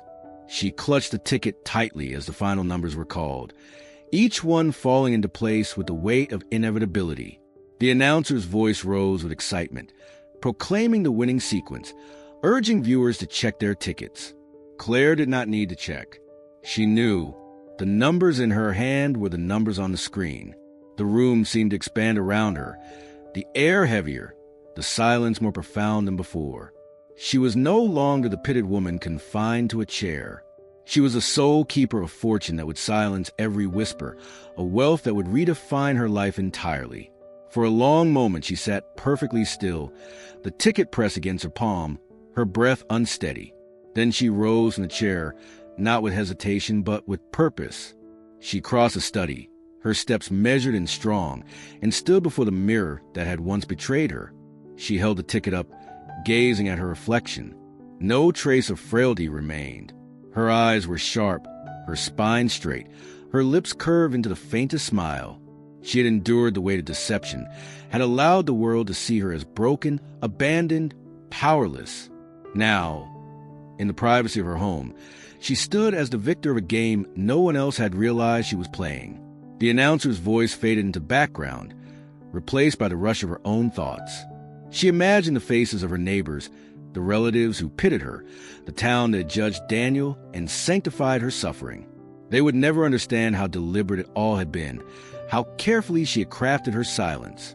They would see only the woman who rose from despair into unimaginable wealth, and they would never know the cost. Claire folded the ticket once more, tucking it back into its place in the desk. The study seemed smaller now, unable to contain the enormity of what lay ahead. She turned off the television, plunging the room into silence, and stood in the dark for a long time, listening to the sound of her own breathing. She felt the shift inside herself, the quiet certainty that her life had already changed. Her deception had bought her time. Her patience had bought her freedom. And now, in the palm of her hand, she held more than numbers on a slip of paper. She held proof that she had never been the victim the world believed her to be. She had always been the one in control. The kitchen was quiet when Claire stepped inside, the same kitchen where her fall had begun months earlier. The tiles gleamed faintly in the low light, and for a moment she stood still, gazing at the spot where she had once crumpled to the floor. She remembered the sound of the glass shattering, the panic in her voice as she cried out, the terror on Daniel's face when he found her motionless. That scene had been the first act of her performance, and here she was again, no longer collapsed, no longer pretending, standing tall in the very place where everything had begun. On the counter sat a bottle of champagne she had been saving. Daniel had never noticed it, tucked away behind pantry items in the cabinet, hidden beneath her mask of helplessness. She reached for it now, her fingers curling around the cool glass with a kind of reverence. The label was old, the cork sealed tightly, but to her it was as fresh and meaningful as the ticket folded securely in her pocket. She fetched a single flute from the cupboard, wiping away the dust with the corner of a towel, and set it on the counter. The sound of the cork releasing echoed through the house, sharp and celebratory, startling in its suddenness. For months the rooms had known only silence, whispers, and the faint creak of her wheelchair. Now, the burst of champagne filled the air like a decoration. She poured the golden liquid into the glass, watching the bubbles rise in a frantic rush before settling into a steady shimmer. She lifted it carefully, holding it just above her lips, and let the moment linger. No one was there to witness her celebration. There were no cameras, no reporters, no crowds gasping at her miraculous recovery. It was just her, the champagne, and the memory of a carefully constructed lie. And yet, that solitude made it sweeter. She drank slowly, savoring each sip, the cool fizz dancing on her tongue, a reminder of triumph she could claim fully for herself. Each swallow carried with it the taste of freedom, the knowledge that she had played her role. So convincingly the world had wept for her, pitied her, judged her husband, all while she held the secret that would change everything. She set the glass down and began to walk slowly across the kitchen, her footsteps deliberate, her spine straight. She let herself circle the room as though reclaiming it. Here was the counter she had gripped before collapsing. Here the cupboard from which she had reached for a glass. She touched each surface with her free hand, her movement ceremonial, as if reasserting her dominion over the stage she had once pretended to lose. Every detail reminded her that weakness had never truly belonged to her. It had been a mask, and she had worn it long enough to win. As the champagne lowered in the glass, Claire leaned against the counter and allowed herself a quiet laugh. It was soft at first, almost hesitant, but it grew into something richer, a sound that had been absent from the house for far too long. She laughed not out of joy alone, but from the release of tension, from the satisfaction of seeing her design reach its culmination. She thought of the neighbors whispering about her tragedy, of the relatives sending pitying letters, of Daniel crumbling under the burden she had placed on him. Their voices and their doubts no longer mattered. She was the one who held the ticket, the one who stood while they believed she was broken. When the glass was empty, she poured another, raising it slightly as though toasting the empty chair at the kitchen table. For an instant, she imagined Daniel sitting there, exhausted, hollow-eyed, the man he had become under the strain of her deception. She almost whispered a word to him, almost acknowledged his absence, but instead she simply lifted the glass higher. "To freedom," she said softly, before drinking again. The night stretched on, and she lingered in the kitchen long after the last bubbles had faded from her drink. The house felt different now, lighter, stronger, a place no longer defined by shadows of pity. She returned the bottle to the counter, leaving it uncorked, its presence a reminder that the celebration had only just begun. And as she walked back down the hallway, her steps firm and deliberate, she knew she was no longer rehearsing or pretending. She was living in the truth of her power, a truth no one else yet realized. Daniel had avoided the house for as long as he could. Every errand he ran in town took him deliberately along streets that kept it out of view, every route home chosen, so that he would not have to catch even a glimpse of the place that had swallowed his life whole. But the day came when there was no avoiding it. He had left behind boxes of books in the study, clothes in the upstairs closet, and small keepsakes he hadn't thought he would miss until the emptiness of his apartment made him ache for them. He told himself he would go quickly, collect what was his, and leave again before the silence of the house could sink its claws into him. The gravel crunched beneath his tires as he pulled into the drive.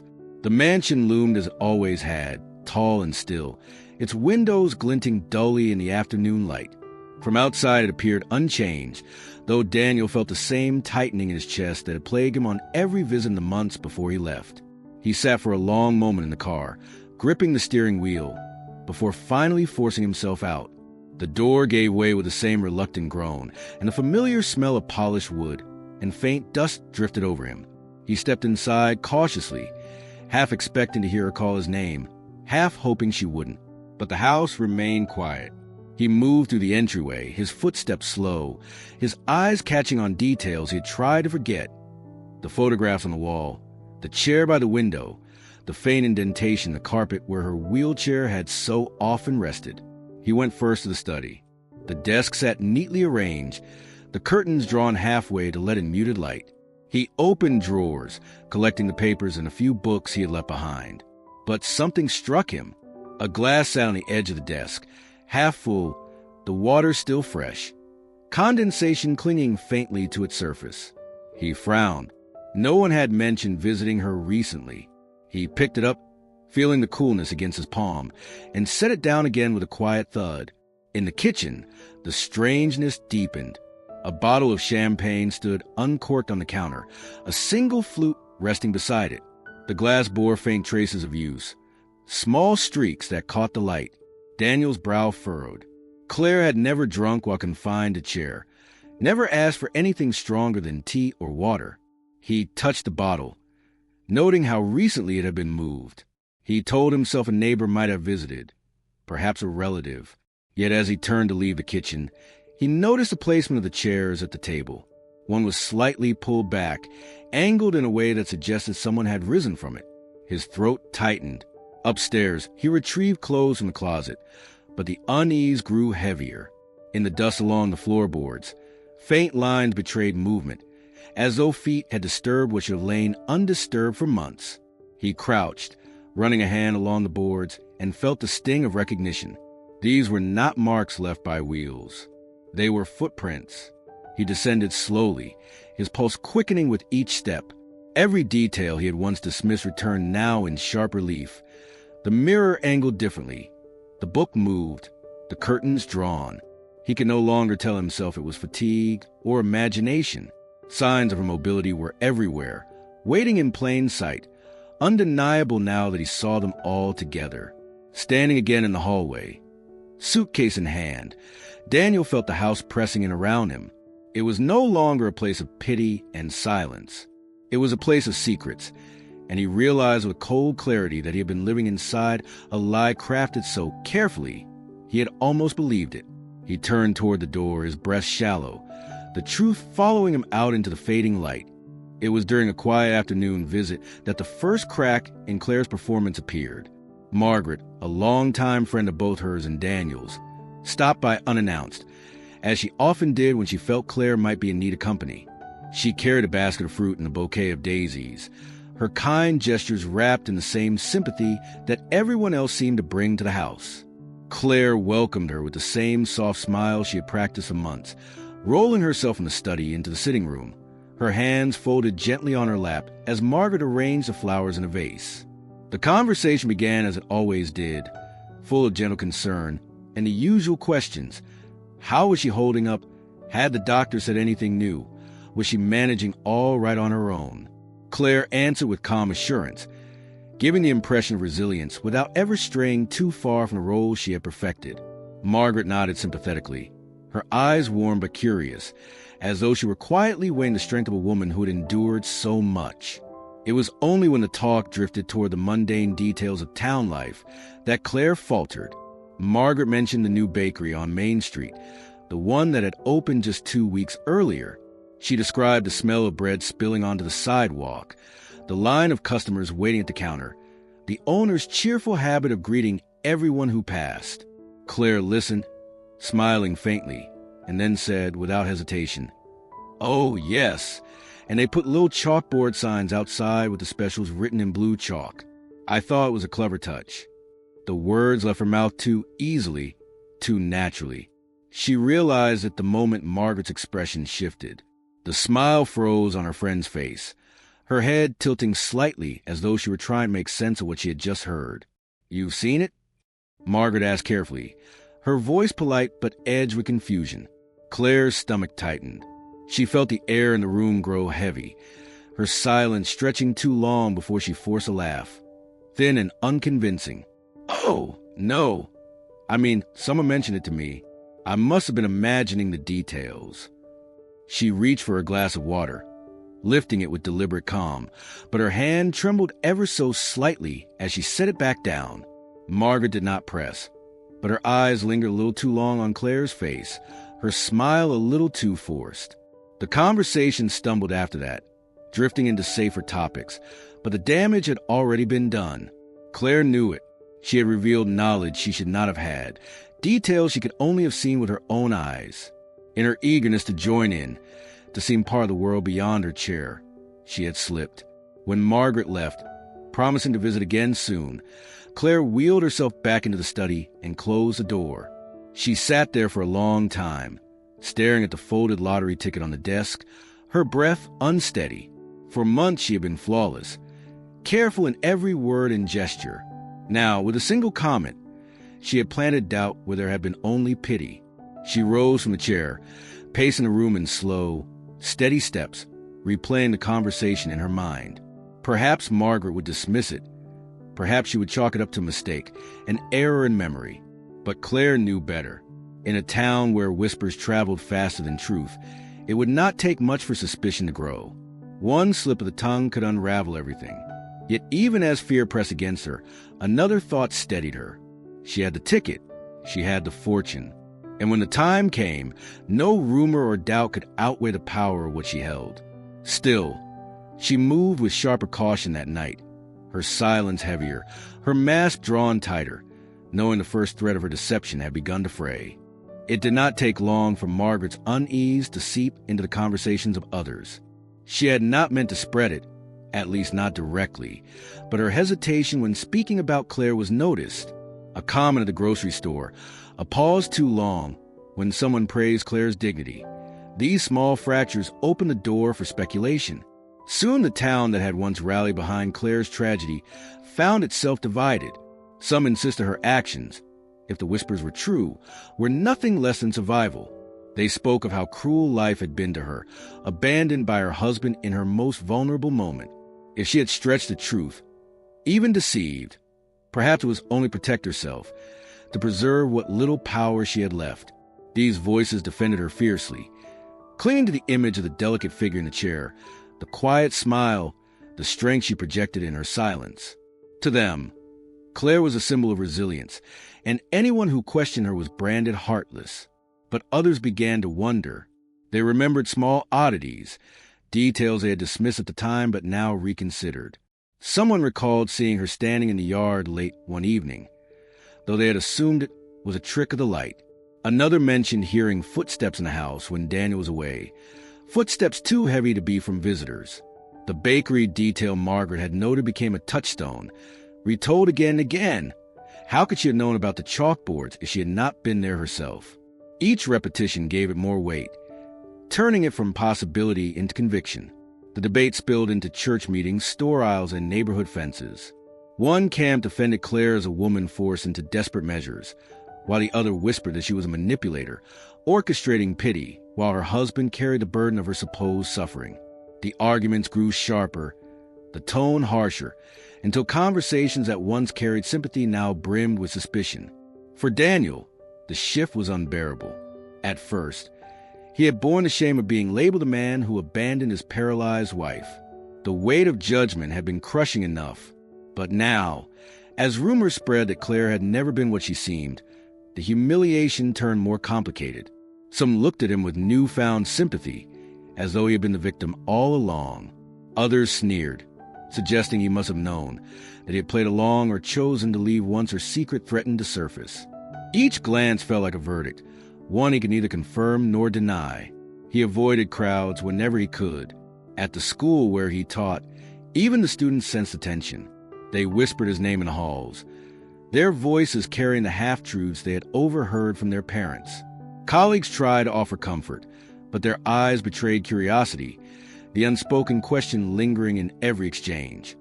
Had he been fooled, or had he chosen to look away? The humiliation festered most in the quiet moments. Alone in his apartment, Daniel replayed every detail he had once dismissed. The mirror angled differently, the glass that had emptied itself, the twitch of her leg when she thought he wasn't watching. Each memory cut deeper now. Evidence he should have seen, proof he should have trusted his instincts. His guilt twisted into something sharper. Not only had he left her, he had allowed himself to be made a fool in the process. Meanwhile, Claire remained silent within her home. She neither confirmed nor denied, letting the storm outside rage unchecked. To some, her refusal to speak was further proof of her dignity. To others, it was a calculated silence, the same mask she had worn since the night of her fall. The community fractured around her, one half painting her as a saint, the other as a deceiver. And Daniel, caught between those voices, found himself more isolated than ever, his humiliation compounded by the knowledge that the truth, whatever it was, belonged only to Claire. The morning of the announcement dawned bright and sharp, the kind of winter light that turned every reflection into glass. Claire rose early, her body moving with the ease she had kept hidden for months, each step across the bedroom floor as steady as if the years of deception had never happened. She dressed with meticulous care, choosing a tailored coat and polished shoes, garments that signaled authority rather than fragility. The wheelchair sat in the corner, abandoned like a costume no longer needed, a relic of performance that had run its course. Today she would step into the world as herself, not as the figure of pity the town had known. At the state lottery office, the parking lot was already crowded. News of the record-breaking jackpot had drawn reporters, photographers, and curious onlookers, all eager to glimpse the life about to be transformed. Claire moved calmly through the doors, her heels clicking against the tile, the sound deliberate, almost theatrical. Heads turned instantly. For months, her name had been tied to tragedy, whispered alongside the story of the husband who left her. Now here she was, not in a chair, not bent or frail, but upright, elegant, unshaken. The flash of cameras erupted as soon as she entered. Reporters pushed forward, their voices colliding in a chorus of questions. Was the paralysis real? How had she survived? Where was her husband now? Claire did not flinch. She kept her eyes ahead, her stride measured, her posture impeccable. Each click of the shutter was proof that the secret she had guarded so closely had now become her weapon. Inside, the lottery officials welcomed her with polite smiles, their professionalism masking the curiosity in their eyes. She handed over the folded ticket with steady hands, the same ticket she had studied by lamplight, the one that had been her silent anchor through months of stillness. As they verified the numbers, her heart beat not with fear, but with certainty. When the official returned, holding the ticket aloft, the room erupted in applause. She had won. The fortune was hers. Claire stepped to the podium prepared. The microphones crowded close, the cameras fixed on her face. She began with composure, thanking the lottery commission, speaking of the future, of plans and possibilities. Her voice was steady, warm, calculated to charm. She did not address the whispers of deception directly, though the subtext hung heavy in the air. She allowed the cameras to capture what mattered most. Her standing tall, unassisted, her body strong, her presence undeniable. The image itself answered the questions better than words ever could. Outside, the news spread instantly. Within minutes, televisions across town carried the sight of Claire Harper, once pitied, once mourned, standing radiant with a winning ticket in hand. For some, the image confirmed their suspicions. For others, it was a betrayal too sharp to reconcile. The community divided further, yet the cameras did not care. They recorded her not as deceiver or survivor, but as the newest millionaire. Her story reframed in the language of triumph. Daniel watched from his apartment, the glow of the screen reflecting against his hollow face. He saw her standing there, smiling, the ticket raised like a trophy. For a long time he could not breathe.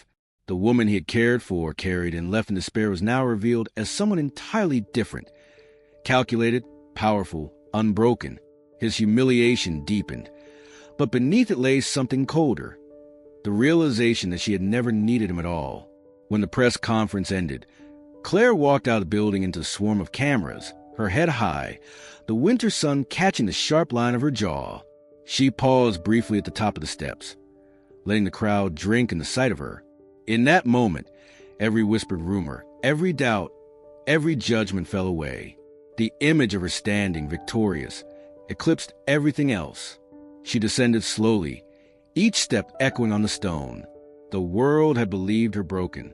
Today she had shattered that illusion herself, on her terms, with her fortune in hand. Daniel hadn't planned the confrontation. He told himself again and again that he would leave it alone, that nothing good could come from facing her after what the world had just witnessed.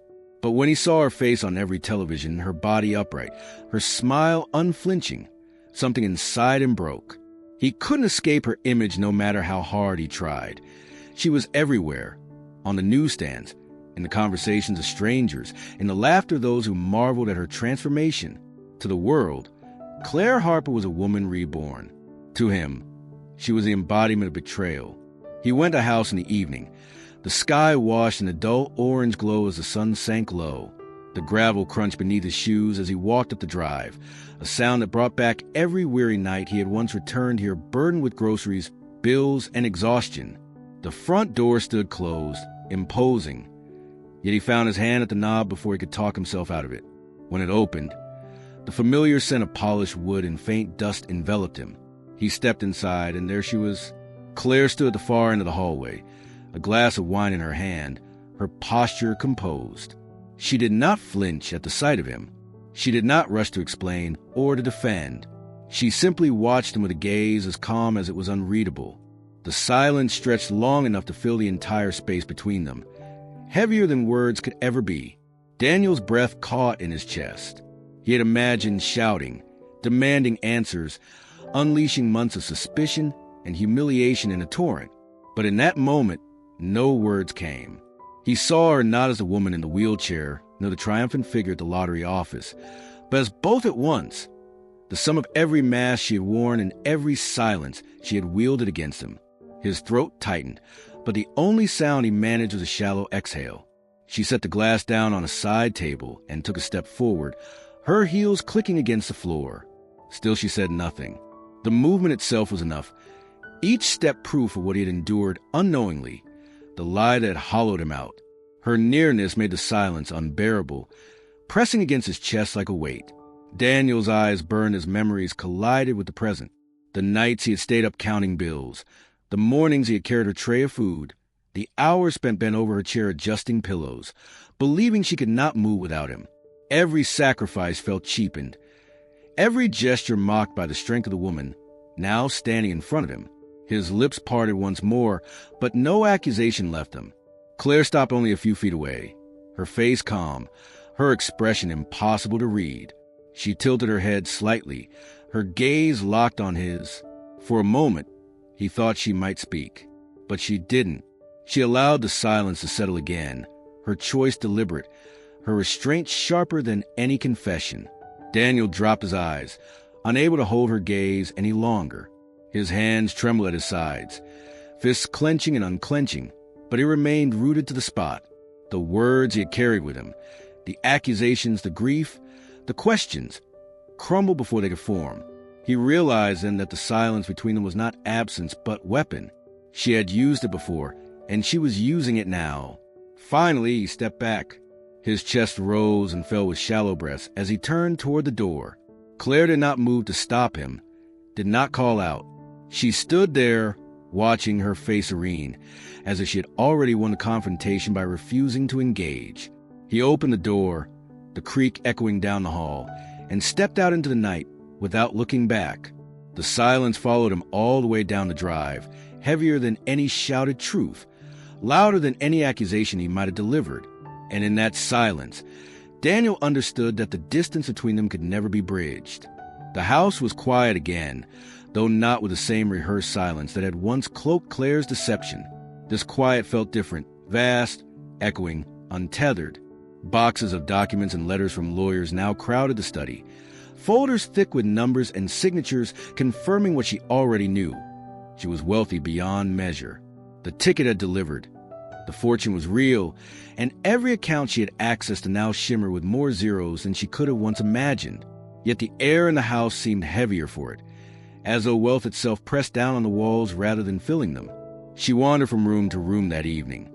The papers spread across the desk behind her like abandoned trophies. Her footsteps were steady, her body strong, no trace of frailty remaining.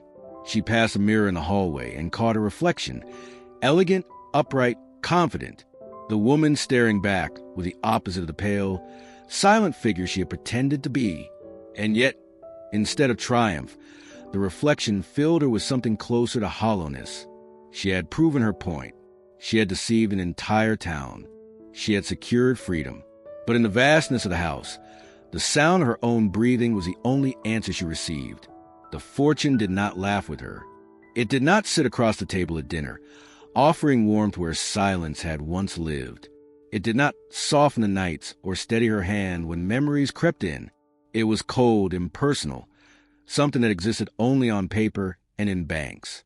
She could hold it in numbers, but never in touch. She poured herself a glass of wine and carried it to the kitchen, standing once more on the very tiles where her lie had begun. She thought of the night she had collapsed there, Daniel's voice breaking with panic as he knelt beside her. At the time, she had convinced herself it was a necessary act, a performance for survival. Now, standing in the same place, she wondered if in staging weakness, she had destroyed something far more valuable than the wealth she had gained. Neighbors still came by occasionally, though their tone had shifted. Some looked at her with awe, as if fortune itself had vindicated her. Others with suspicion, their eyes narrow, their words polite but edged with doubt. Yet all of them left quickly, their curiosity satisfied, their congratulations delivered without warmth. She was no longer the tragic woman they pitied, nor the betrayed wife they mourned. She was simply Claire Harper, the woman with a fortune and a secret no one dare confront openly. She set the glass on the counter and walked into the dining room. The table stretched long and empty, 2 chairs pulled close together at its center. She lowered herself into one, her hand brushing across the other absent-mindedly. She remembered dinners filled with conversation, laughter over trivial things, arguments that dissolved into soft apologies. That seat, once filled by Daniel, now remained vacant. The space between them had widened into something unbridgeable. All the money in the world could not close it. As night settled deeper, she returned to the study and sat among her winnings, papers, checks, promises of investments. She spread them out before her, scanning the numbers as though they might spark the warmth she craved. They didn't. They were static, lifeless. She leaned back in a chair, closing her eyes, realizing that fortune had not delivered companionship, had not replaced trust, had not mended the fracture between love and deceit. The silence of the house pressed against her again, as if to remind her that wealth could build walls higher, doors thicker, but it could not fill the emptiness inside them.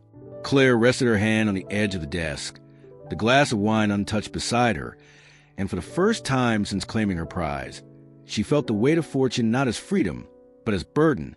The story did not die when the cameras left the lottery office or when the first wave of headlines faded. It lingered in the town like smoke, drifting through every corner of conversation, reshaped each time it passed from one mouth to another. To some, Claire became a figure of audacity, the woman who had endured months of stillness only to rise when it mattered most, her fortune proof of cunning rather than weakness. To others, she was a deceiver, a woman who had preyed on sympathy, who had let her husband unravel under the weight of falsehood while she kept her secret intact. No 2 tellings matched perfectly. Each neighbor, each shopkeeper, each passerby adjusted the details to suit their own conclusions. At the bakery on Main Street, customers leaned close over the counter, speaking in tones meant to be hushed, but carrying easily through the small room. One man said she had never been paralyzed at all, that she had practiced her deception like a performance. A woman interrupted to argue that she must have been ill, at least for a while, and that her recovery had been a miracle, though not one she had chosen to share openly. Another insisted that the real scandal was not Claire at all, but Daniel, who had left her when she seemed most in need. The debate circled endlessly, the truth obscured by the weight of opinion. At church, the whispers took on a sharper edge. The faithful shook their heads, muttering about sin and deceit, about the dangers of pride and greed. Yet even there, others defended her, pointing out that she had survived, that she had secured independence when life had cornered her. Wouldn't anyone do what she did if they could? One voice asked, sparking a round of uneasy silence. Judgment mingled with admiration. Each sermon, each prayer circle carrying her name in ways neither reverent nor condemning, but unsettled. Daniel's name fared no better. In one version, he was the cruel husband who had abandoned his wife to suffering. In another, he was the tragic fool who had borne the burden of her lie until it broke him. Some painted him as a man too weak to endure, others as a man too blind to see. He carried these shifting reputations wherever he went. In the grocery aisles, eyes followed him. At school, students whispered in clusters, and colleagues avoided speaking his name directly. He lived in the shadow of Claire's story, unable to shape his own version loud enough to matter. The children of the town repeated it in playgrounds, their voices sharp with the clarity of youthful certainty. She tricked him, one said. He left her, another countered. To them it was a fable, something to be told and retold without weight, a story with shifting heroes and villains depending on the teller's mood. But for Daniel and Claire, the story was no tale. It was their lives, stripped of privacy and bent to fit the hunger of others for drama, for scandal, for something to carry between them when the days felt too quiet. As months passed, the truth blurred further. Some remembered Claire as walking into the lottery office with defiance. Others swore she'd been wheeled in, and had risen only at the podium. Some said Daniel had cursed her name in the streets. Others said he had never spoken to her again. The retellings twisted, softened, hardened, until what the town remembered was less about fact and more about the lessons people wanted to draw. And so they became fixed in the fabric of local memory. The woman who pretended for months and emerged with riches, and the man who left her, carrying shame no matter which version the story was told. In the end, the town remembered not who they truly were, but what they symbolized: deception, survival, betrayal, escape. Their names lingered on lips long after the fortune was claimed, reshaped by each retelling until the truth itself seemed like the least important part. The mansion had grown quieter with each passing week, not with the rehearsed silence she once wielded as a tool, but with a deeper stillness of absence.